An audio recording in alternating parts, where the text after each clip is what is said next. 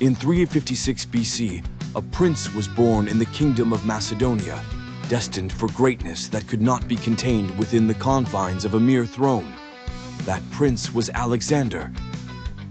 Raised by two towering figures, King Philip II, the ruthless military genius who transformed Macedonia into a formidable power, and Aristotle, the greatest philosopher who instilled in Alexander a fervent love for Greek culture and a resolute belief that he was a descendant of Achilles. Upon Philip's assassination, Alexander, though only 20, ascended the throne. City-states that had been subdued under Philip's reign immediately rebelled, seeing the young king as nothing more than a child. They were gravely mistaken. Alexander acted with astonishing speed.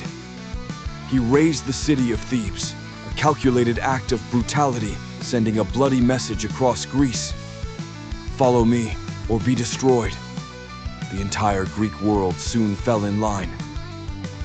With Greece pacified, Alexander set his sights on his true target, the mighty Persian Empire. This was a dream inherited from his father, to conquer an empire sprawling across 3 continents, a true Goliath against the David that was Macedonia. King Darius III of Persia saw Alexander as nothing more than an arrogant intruder. At the Battle of Issus, Darius brought forth a colossal army, dwarfing Alexander's forces. Yet, Alexander did not adhere to conventional tactics. He pinpointed a vulnerability in the Persian ranks. As the battle raged, Alexander, believing victory lay in cutting off the serpent's head, personally led his elite cavalry, the Companions, in a daring charge straight through enemy lines towards Darius's chariot.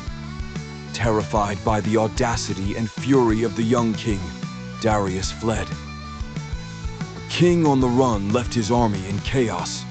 Alexander had triumphed not just through strategy, but extraordinary valor. Rather than pursuing Darius, Alexander turned toward Egypt. Disillusioned by Persian rule, the Egyptians welcomed Alexander as a liberator. Priests declared him the son of Amun-Ra, a pharaoh, a living god.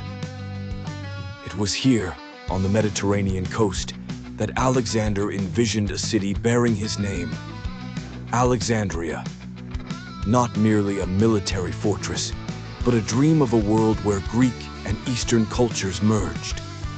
This was the beauty of Alexander. He was a creator, not just a conqueror. At Gaugamela, Darius once again gathered a gigantic force to stop Alexander. Yet once more, Alexander achieved the impossible, shattering Persian might and chasing Darius into oblivion. The Persian Empire crumbled. Alexander entered Babylon, then Persepolis, the ceremonial capital of Persia. In one of his most controversial acts, perhaps intoxicated, perhaps purposefully avenging the Persian burning of Athens, he ordered the great palace of Persepolis to be set ablaze. That fire marked the end of Persia and a shift within Alexander himself. He began donning Persian attire, adopting Eastern rituals, even demanding his soldiers perform proskynesis, bowing to him as a deity. Having conquered the largest empire on earth, Alexander's ambitions knew no bounds. He became obsessed with reaching the ends of the world. He marched into India. There, he encountered an enemy unseen before, the mighty war elephants of King Porus. In a bloody, fierce battle, Alexander prevailed, yet his troops had reached their limit. They had marched tens of thousands of miles, battling continuously for over a decade. When Alexander commanded them to continue east, for the first time, his loyal army refused. They rebelled. Bitter and furious, Alexander was forced to turn back. Back in Babylon, Alexander, aged 32, was planning further conquests, Arabia, perhaps Rome and Carthage. But fate did not grant him more time. After a banquet, he suddenly fell ill. A mysterious fever gripped him for 10 days. The world's greatest warrior, undefeated on the battlefield, who had survived countless injuries, lay helpless. As his loyal generals gathered around, they asked who he would leave his great empire to. Alexander whispered his final words, "To the strongest." Alexander the Great passed away, young, his ambitions still burning. He had conquered the world, but could not conquer death. His empire immediately fractured, torn apart by his own generals.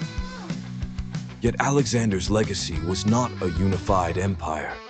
His legacy was the spread of Greek culture he carried with him, creating the Hellenistic age, a brilliant blending of East and West, laying foundations for the modern Western world.